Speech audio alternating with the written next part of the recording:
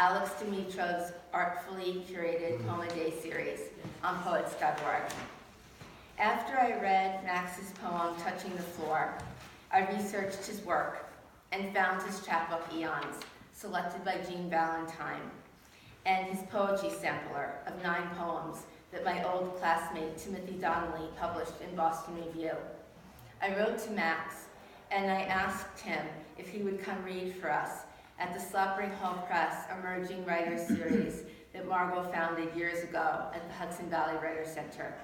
He was thrilled, and he said that it would give him something to look forward to.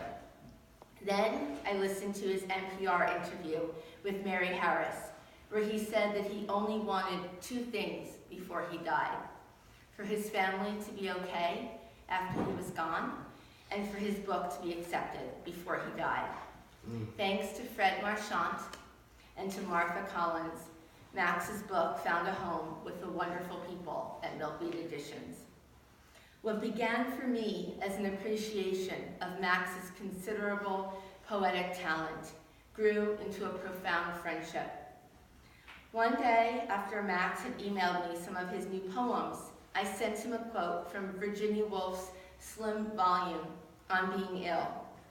She wrote, "English, which can express the thoughts of Hamlet and the tragedy of Lear, has no words for the shiver and the headache.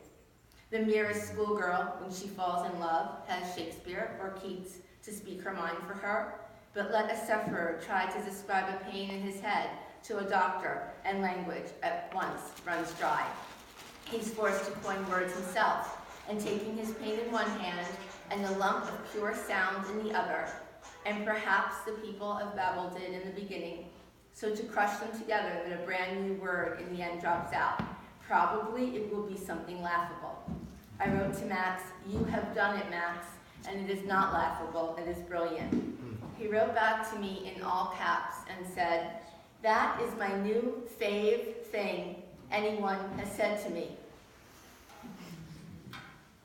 In one of many of Max's brilliant interviews, when asked what he hopes that he has achieved with his poetry, he said that he wants his readers to use his way of looking at the world and to apply it to the things that concern each of them.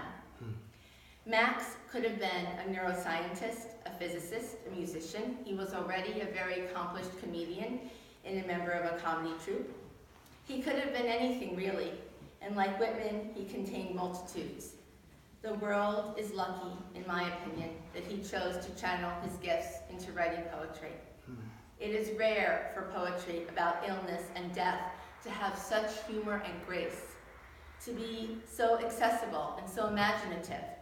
What other poet would write in the same book, "What's a dazzler like you doing in a dump like my bed?" And my favorite of all, Max's lines, "We are becoming a bulb in the ground of the living in the winter of being alive." A poem that he wrote for his beautiful and brilliant wife, Victoria.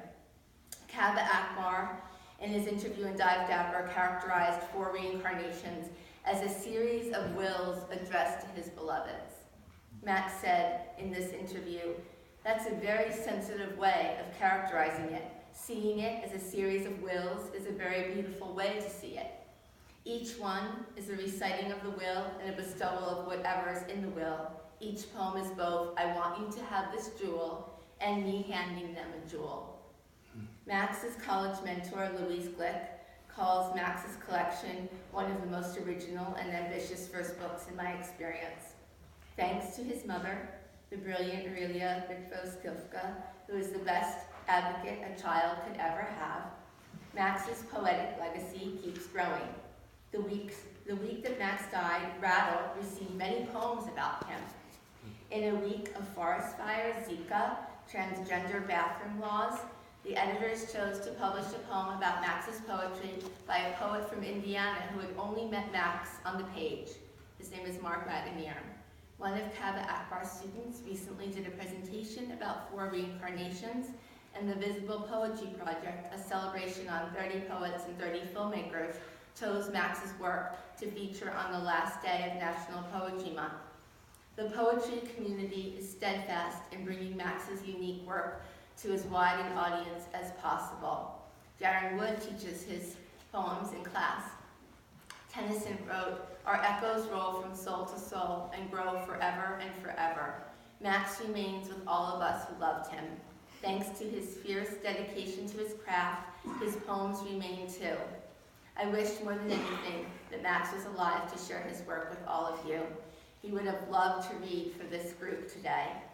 We are so honored, though, to have Max's mother to share his work with you. She is the best mother ever. Please help me welcome Aurelia Rizzo-Silva.